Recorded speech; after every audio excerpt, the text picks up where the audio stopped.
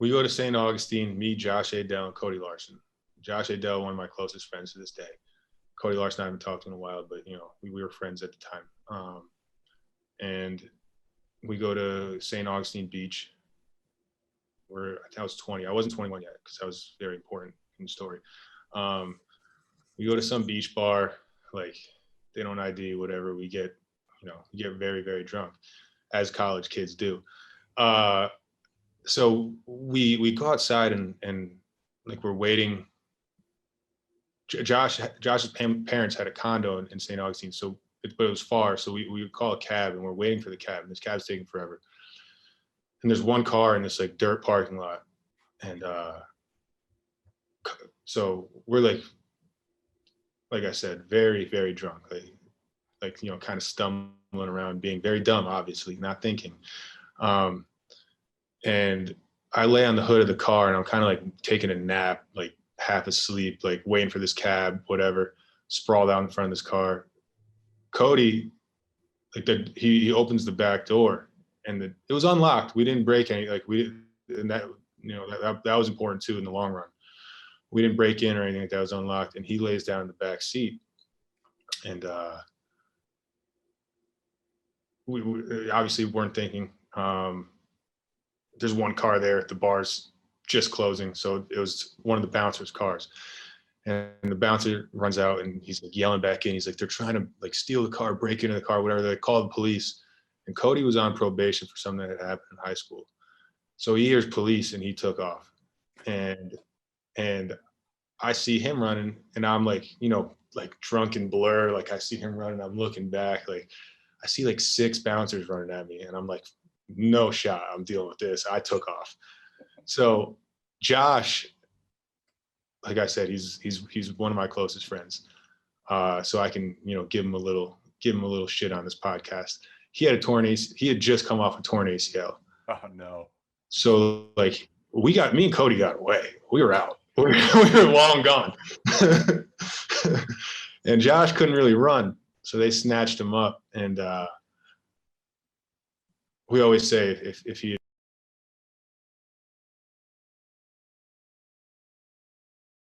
Yeah. No, for sure. Josh is the greatest athlete, but no, it ended up really not mattering because like for sure they knew who we were, whether it was like from just playing basketball or like we were probably running our mouth in there, being dumb, drunk. And so they ended up knowing who we were. So he called me and he's like, you got to come back.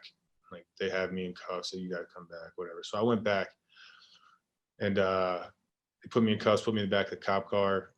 Me and Josh in the back of the cop car, and Cody's not coming back because he's on probation. He's like, I'm not. But we ended up finally finding him, and the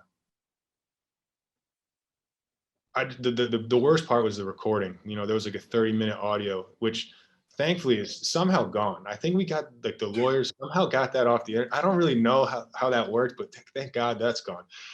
Because we're like, you listen to that, you're like, these guys were the drunkest guys in Florida, and that's saying a lot. And we were trying to come up with stories, excuses, whatever, just, then we got put in jail, and you go in the holding cell overnight.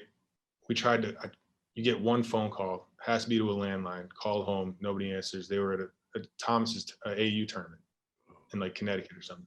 So I'm like, I don't know what's going to happen. I don't know how long, I don't know how this works. Like somebody has to bail me out, but I don't know what the process is. I'm getting ready to be in there for a couple of days. We had tried to call Richard Pitino Jr. He was a coach at the time. We left a couple messages on his cell phone. I think that ended up being how we got in touch with Josh's mom, who bailed us out. But so we went in the holding cell. And I'm like, we don't really know what's going to happen. Never been through this before. 6 a.m. rolls around. They take us out of the holding cell, take all our clothes, our belongings, give us the jail jumpsuits, wow. cuffs around my wrists with a chain to cuffs around my ankles. Oh my God. All 3 of us. And they put us in the arraignment room, and the judge comes in. We found out later she was a Florida State grad. So like guys are getting their arraignments read. It's like domestic abuse, like bail is $2,500, whatever. She's reading all, she gets to us and she's like, I forget what the charge exactly was to start with. It wasn't what it ended up being. It was like felony burglary or felony attempted grand theft or something ridiculous. And she's like, bail's $5,000. And I was like, oh my God, like I don't know what's gonna happen. So then after that, they put us in, they separated the three of us, and they put us like, I think I was in cell block D. It was like me and like 20 other guys. And I was just like, it's not how I imagined my Sunday going. But luckily, Josh's mom came down and bailed us out. I didn't know what was, because I didn't get in touch with anybody. I didn't really know what the situation was going to be. And then got back to school and that night, and it was all over ESPN and everything. And I felt bad about it personally, but I also, the effect it had on like my dad told me later, like he flew down the next day, and like, you don't want to see Big J angry. Like it's not a pretty sight. But he was angry, but he was also like, more worried, I think. And like he told me later, like kids at Thomas's school were like giving him crap about it. And I was like, that's, I mean, that was more, personally it was bad for me, but like stuff like that, like affected me more.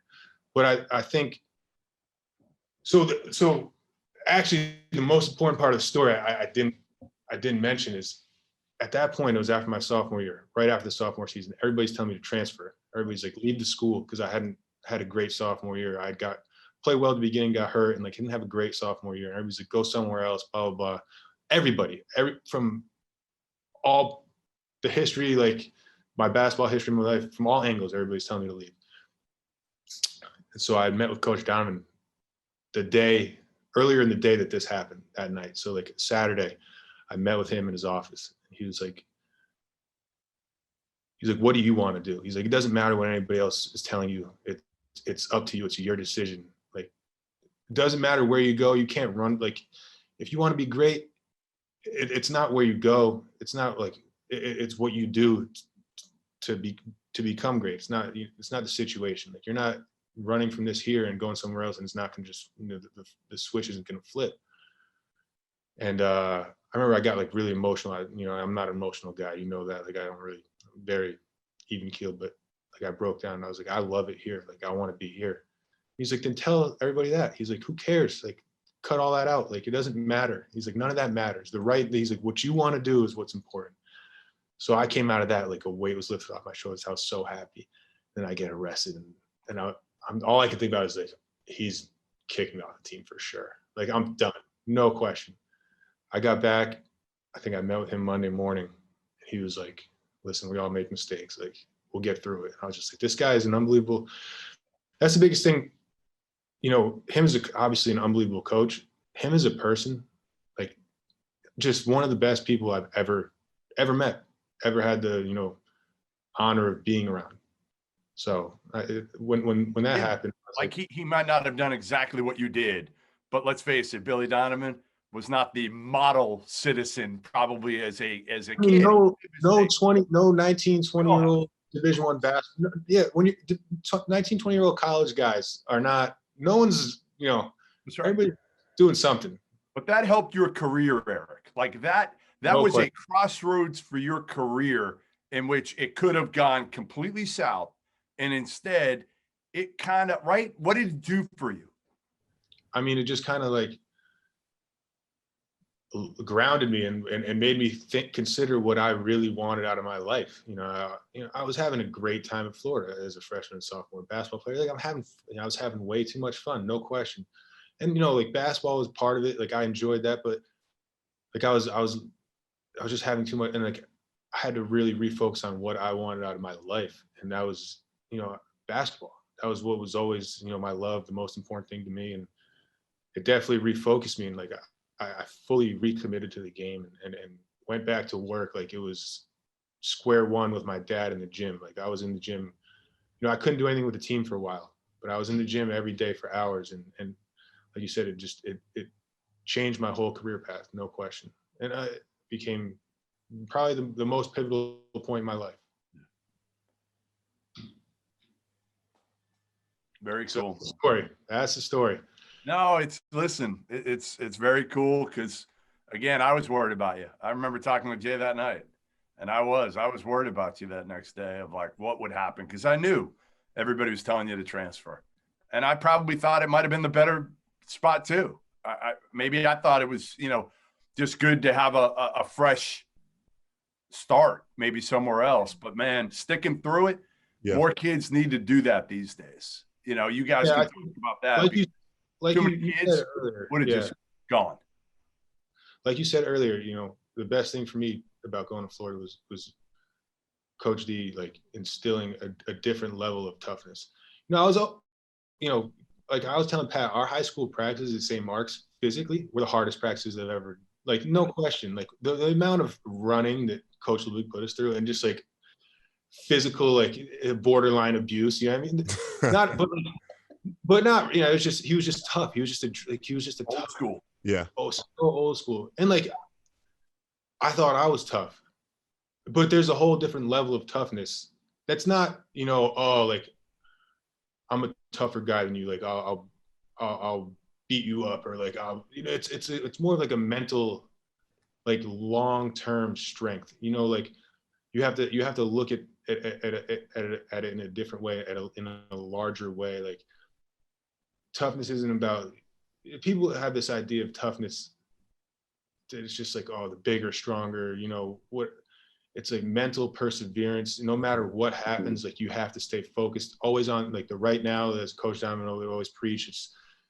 And like you said, that was such an important thing. And then I think after that,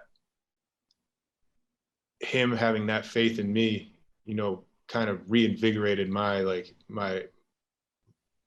I don't know, desire to kind of prove everybody, you know, I one thing about me, I'm competitive for sure. Like I've always been like that. And like, if somebody challenges me, I'm not backing down. And like, it lit a fire in me to be like, okay, everybody's wrong. Like everybody's wrong. Yeah.